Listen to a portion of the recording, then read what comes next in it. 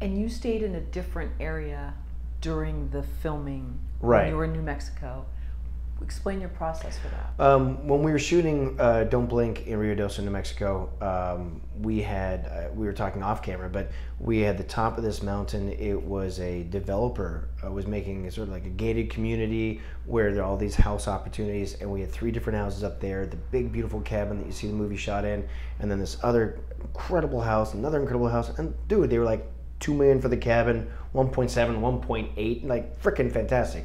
And I put the ladies up in this one and the dudes up in this one, and director and blah blah blah. And as I said, used the garage of this one for catering, and because you got a crew of like 80 people, and then you got building props over here, and then over here you've got production and makeup and all that. So every square foot was utilized, luxurious, but like utilized. And I stayed down the mountain with my producing partners. Carl Lucas and Alan Trevor, and also the post-production supervisor, and we would swap out who took the couch.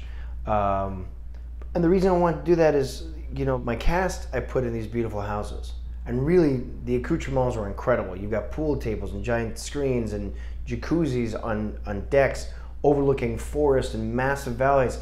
It was stunning, and I didn't stay there for a couple of reasons.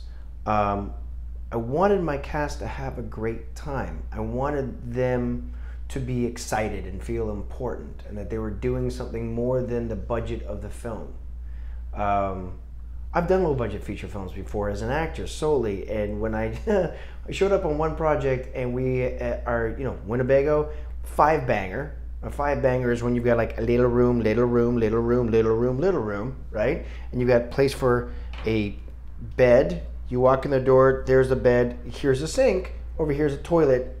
You get the fuck out. Like, that's it, right? And I remember coming to work, I'm the star of this little low-budget film, LA Twister, and the whole thing is flooded with poop water from the toilet. And I still have to get dressed in there. I'm standing on a fucking apple box, going over to the bed, getting my shit done. Going like, really, dude? Like, really? Like, come on. Like, really? Because you're not getting any money, so you're supposed to be in it for the art, but it's hard to focus that when you smell like your own poop. That's not the world I wanted to create.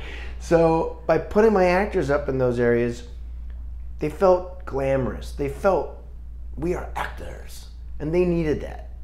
And then by keeping them away from me and my producing partner, we could go into our building, and we could fucking lose our minds or discuss things and who's a problem and who's not and how we curtail the issue without them taking it personally. Because you don't want to do that around them, because they're not seeing the overview. They're seeing, I'm acting, and you might be like, yeah, that's great, but this person's spending 15 minutes too long in the chair, makeup chair, every day. Well, in 20 days, you know, I can't give them that much time. That's costing me money. That's costing me over $1,000. No, we had to trim this down. Let's move her along. Who's going to bring her breakfast in the chair, get her coffee? Because if we start with her hair, she can be eating the burrito. While she does that, then that'll save us time. But you don't want to do that in front of an actor. You want to be there going, hey man, good morning. How are you? You look great. Oh, the stuff looked so good yesterday. So good, so good. So they're excited, right? And also as a producer, I kind of wanted to keep a separation from the cast, so there was a little bit of deference. Someone was like, hey guys, we got to tighten up, we got to move. They're like, oh, okay, yeah, that guy's still kind of a dick, even though we're acting with him. All right, fine.